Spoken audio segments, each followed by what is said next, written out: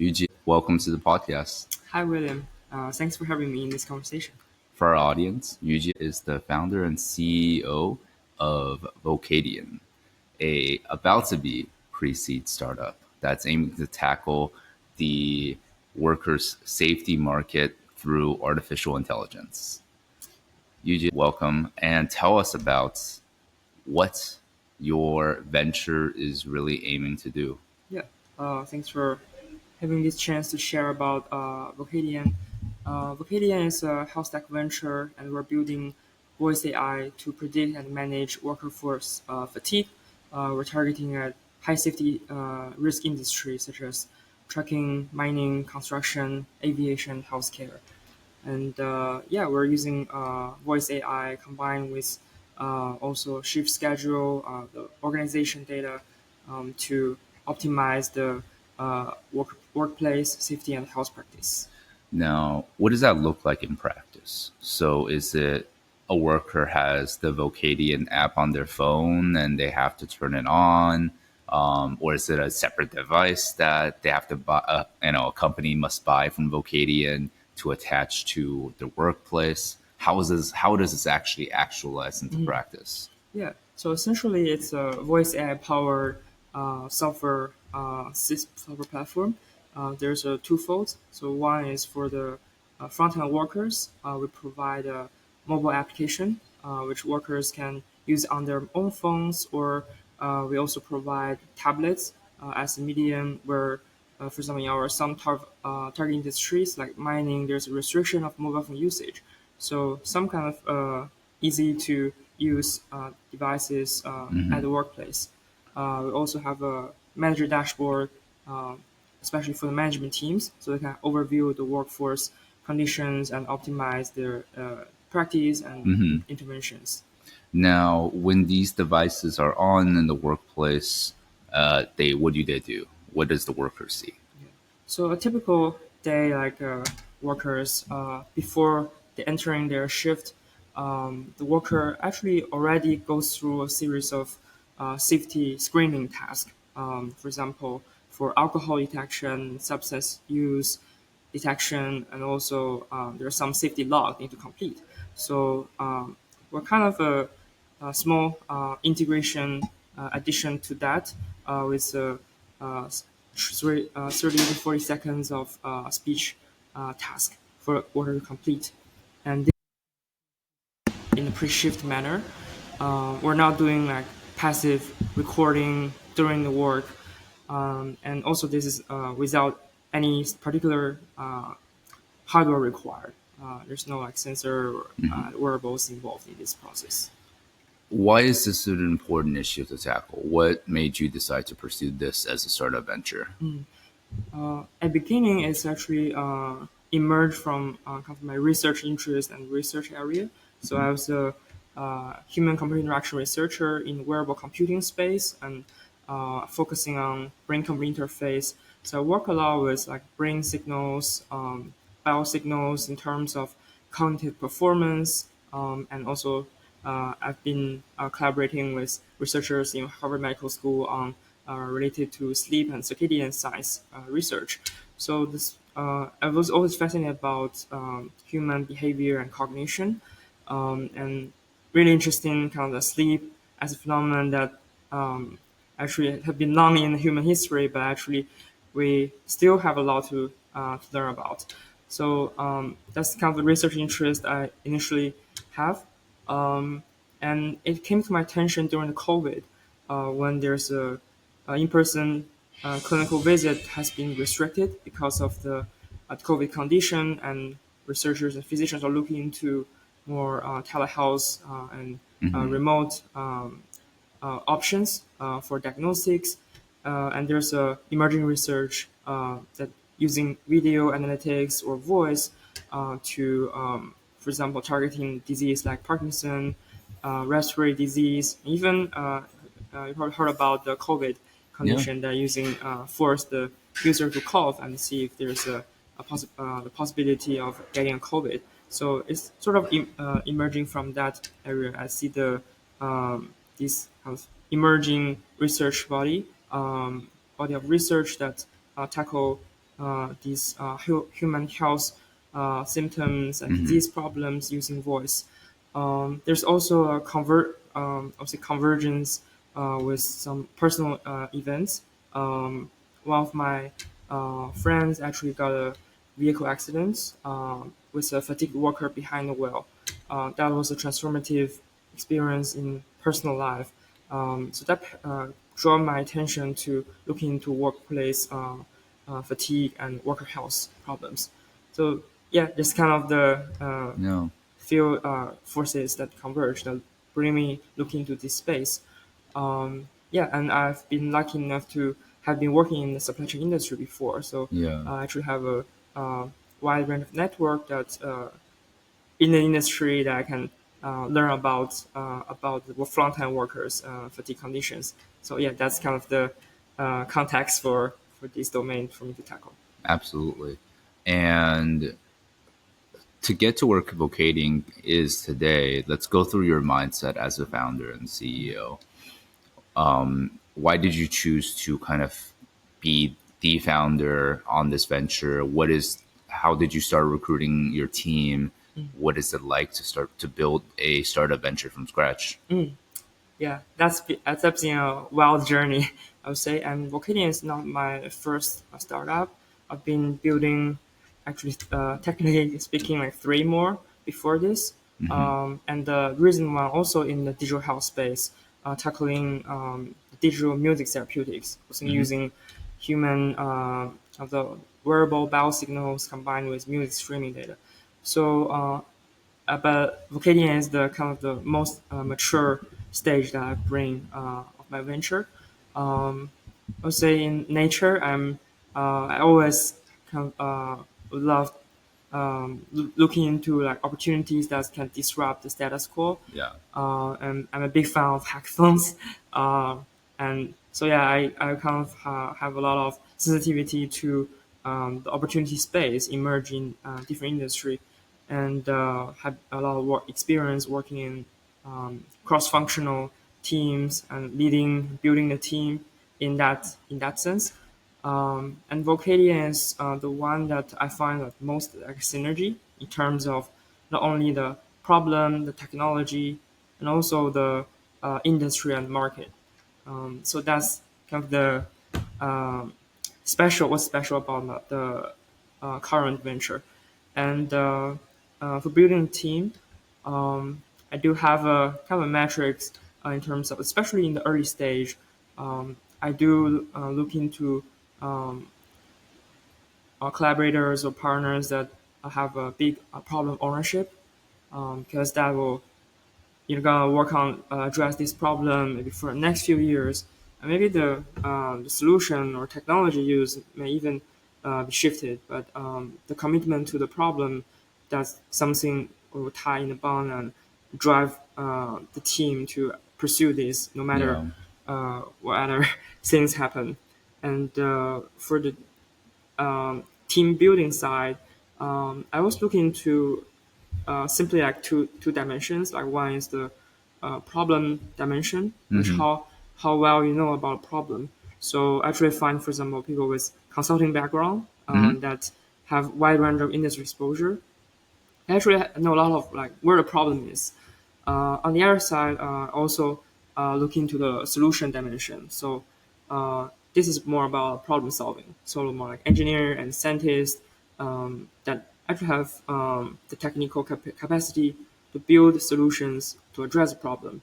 And the good combination of team members in these two dimensions will help team balance. And also you need more like people in terms of personality and their preferred work style. There's some members that, for example, more enjoy customer-facing work, a lot of conversation, and know like day-to-day routines of the worker or the customers. There are also team members that are really deep into like the technology and build solutions. So yeah, I think it's a kind of a balance, and uh, but it's a spontaneous encounter for the first few, and then the one that join later would be more looking into what are existing capacity and competence of the Yeah. team. Yeah. So, as any startup venture does, eventually you need funding. So, how at this stage in the venture, how much has Vocadian either raised or won or grants, etc.? How much resources and capital approximately do you have now? And what is your vision for the runway for Vocadian perhaps in this next year? Yeah, that's a great question. We've been lucky enough in the entrepreneur ecosystem in Boston, especially we're kind of so affiliated with MIT and Harvard. Yeah. There are great programs, accelerators, pitch competition opportunities to win prize and non-dilutive funding. So yeah, we've been like participating in most almost area of this opportunity in the past and tailored to the stage we were. For example, in Harvard Innovation Labs, there are also like a lot of funding opportunities through, for example, the venture funding and also the competitions like Harvard President's Innovation Challenge. So we're lucky to be one of the finalists in the open track this year. Wonderful. We're also one previous in MIT 100K, which is a very classic entrepreneurs pitch competitions. Yeah, so we got funding from these competitions. It's very founder and student friendly as a team, as we're still at the student stage. So that give us a capability to bootstrap without concern of giving too much ownership.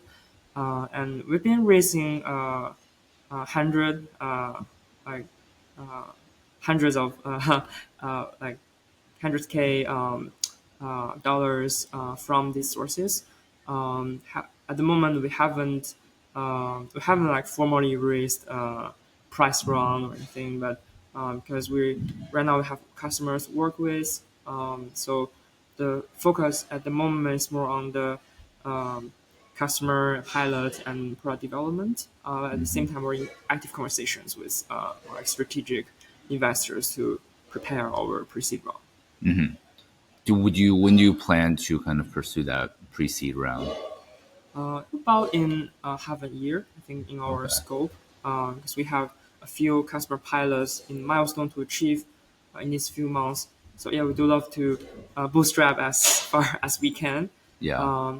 And then at the same time, I do see that to bring team members full time on board to dedicate, especially in certain parts. Once we find the product market fit, we want to accelerate the development. That is the stage where the funding and financial support would be helpful to for me is to provide a secure and sustainable environment for my team to thrive. Yeah. And for yourself, why do you think that for Vocadian itself, what is the market value perhaps that Vocadian is trying to tackle, trying to capture and bring about? Yeah, so workplace or workforce fatigue and burnout problems is actually highly prevalent, but usually under addressed. And for example, the industry we're looking to include, for example, transportation logistics, heavy industry like mining, construction, healthcare, aviation. So this space, there's a variation, a nuance difference in this, definitely in among this industry. But globally, we're looking into more than $140 billion per year. There's an economic loss because of the workplace accidents or injury related to fatigue. And there's also tremendous loss of life, which is hard to quantify in terms of economic value. Yeah. You're utilizing artificial intelligence to kind of improve worker safety, but with artificial intelligence itself, it may very well replace the workers themselves in these industries. It may replace the truck drivers, or it may replace a lot of the workers, perhaps. What are your thoughts on that situation of like, AI might actually solve your problem completely by replacing humans or, reducing the need for humans in certain tasks? Yeah. There's definitely the movement in terms of automation, like related to, for example, the workforce segment in the front line. Like we do see a lot of, for example, in warehouse, there are like robots. So yeah, I think I look at this in a kind of a long-term perspective. So first, the Vocadian, our mission is actually to empower safer, healthier, and more productive workforce. And in terms of our value proposition to the company, we're actually saving the cost because of, for some of these consequences of the accidents, or improve the for the productivity of Yeah. the workforce.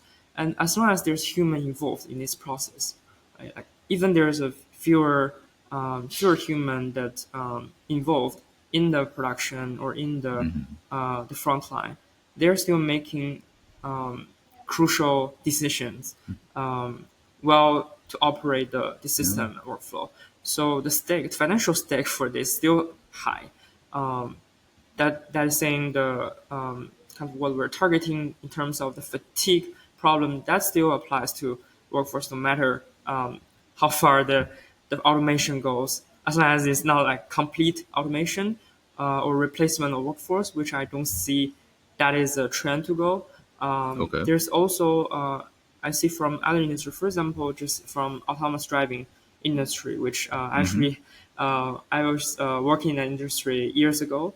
I do see there's a for adoption of this autonomous technology. There's also constraints, like in terms of, for example, the human judgment to machine or like how the AI works.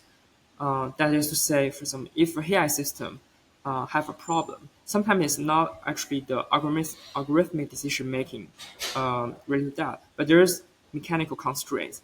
For example, we're talking about autonomous vehicles, it still happens like in terms of mechanical failure, not relevant even to the algorithms. But those parts will still be perceived as part of the failure in the AI system Of because course. the AI system is in full control of the system. Right. In the human case, people has more tolerance and experienced human drivers even deal with, for example, a flat tire suddenly like on the highway. So there's I would say the the bar to actually adopt autonomous technology is really high compared to the human involved system. So that's the way I don't see it's a short term or even like in 10 years from this would be a concern for shrinking workforce and the worker will still participate in this. Yeah. For this technology to work, right? You're gonna have to get companies to trust you to see that actually does prevent accidents. What have you how have you actually demonstrated to companies that your venture actually not only does what it says, but like it's actually prevented an accident versus just saying there's a risk, right? How Yeah, do you demonstrate that? yeah. So yeah, as you know, like selling prevention is hard It's hard hard, thing. Yeah. much like the insurance market, of course. Yes, yes, and just example in healthcare, right? If you're preventing healthcare, like our current healthcare system is more like sick care. Like when you have the problem, and then you are entering Exactly. into the healthcare, involved in the healthcare system. Similarly, I think for in our case, definitely there's a awareness part, like of the consequence of the potential loss. Because if you don't address this problem properly, so for us, that is why we kind of strategically target in this kind of high stakes, safety sensitive industry, because they are aware of the directly the financial loss. For example, if one accident happened, um, the direct financial loss are related to, for example, the worker compensation, the damage of the cargoes, the equipment, and other maybe infrastructure. There's also, for example, in terms of PR impact, right? The company also care about the brand and insurance part. There's many parts involved, or like hard part and the soft part.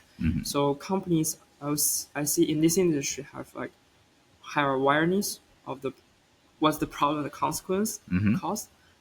So then that kind of is the kind of foundation for us to have a conversation. So And in terms of prevention side, we're showing this by my evidence-based approach. We use, for example, the performance when a Hmm. company adopt solution compared to when there's not. So more like a Hmm. control group. Usually it's kind of before after comparison. So that requires the company actually have some benchmark or have some reference for us to compare. That's also readily available in our target segments. And we do adopt in our early stage, like one of the key roles in the early stage fund venture is to validate the problem, validate the solution. Right. So we do have a series of validation method in the field. We collect ground truth data uh, in terms of the one-time assessment, in terms of continuous monitoring. So we're actually using different types of surveys, Hmm. sensors, wearables possible, depends on what's available in company's current operation. And we take this surrogate and a proxy of the fatigue Hmm. events or conditions, or like I would say labels in these data points to compare to the correlation with, for example, the risk that we predict. Mm. So that's how we validate the performance in the field. Got it. And how is Vocadian, as a profit making enterprise, how would it be sold or packaged to companies? Is it a software as a service? Is it a monthly subscription? Or how do you imagine this might come about as a successful business model? Yeah, yeah, I think this could shift over time. Initially, we're a software subscription more like B2B SaaS. Okay. So we're targeting at this in this the company that's directly involved in these front end operations. Yeah. Because one thing is that we need to get the field data and field evidence to prove that we can actually help these companies improve the performance. So that's the early stage. And we do see that over the time, we also gradually develop partnership. For example, through technology companies, like for example, safety camera companies want to incorporate our solutions because like safety camera as a current kind of the best practice for Hmm. for example the lot of the fatigue risk detection or real-time alert system that look into the some real-time behavior cues of the workers through like eye movement, yawning, these different behavior cues, physiological kind of conditions, and also performance of system. Yeah. Um, they not they not directly see us as a competitor, but more or less we're actually providing a additional layer to them, which they're focusing on the short term, like real time alerts, but we're looking at long time. We're incorporating workers' circadian health factors into Hmm. that to provide a predictive layer. So it's not directly competition, but from what we did right now, we do have pilot also customers as a safety camera provider, and we also have companies that, for some, it's actually in the healthcare lighting space, like that want to incorporate our voice-based insights into this kind of smart lighting Hmm. control for health impact, for example, in hospitals, in elderly care, in factories.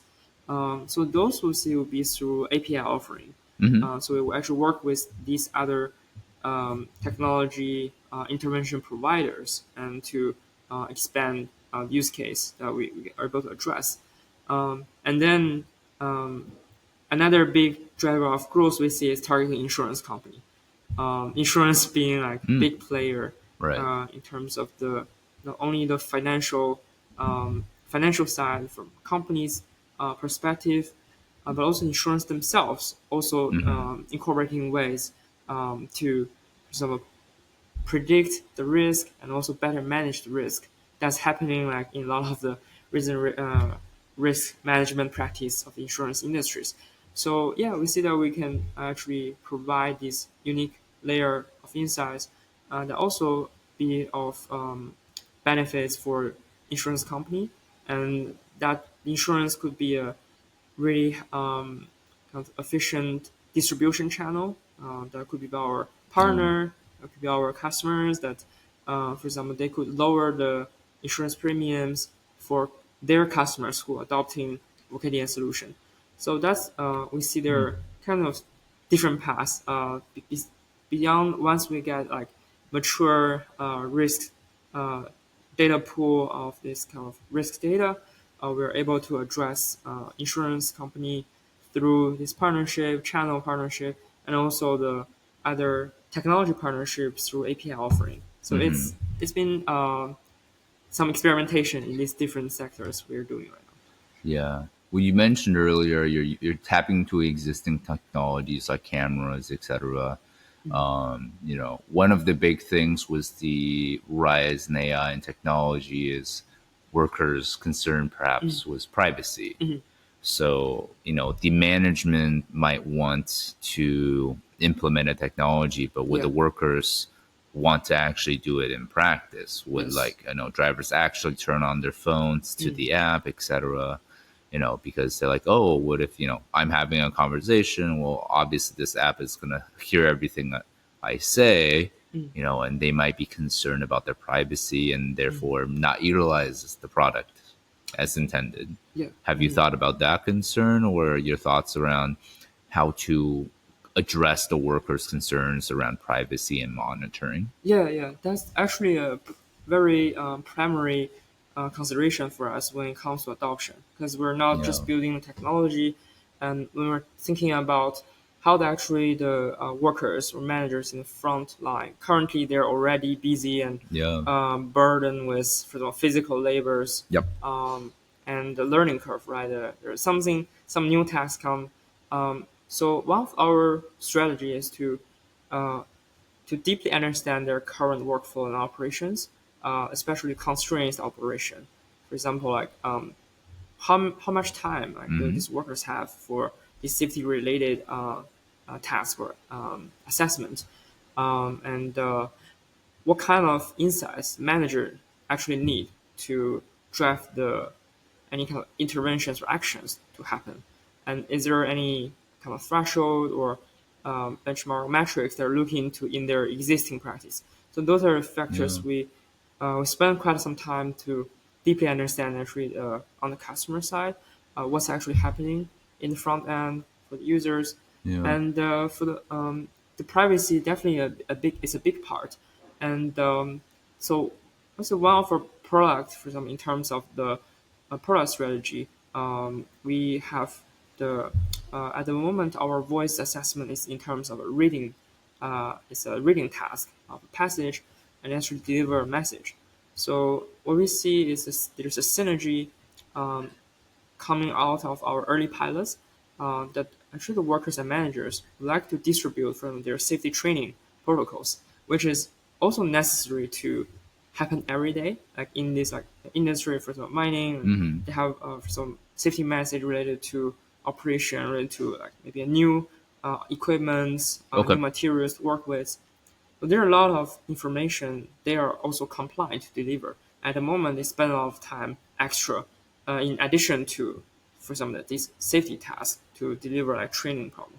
So we see the synergy of delivering the content that's relevant to companies' practice, and they already helping them to save time in terms of the for example, on the training side. And Yeah.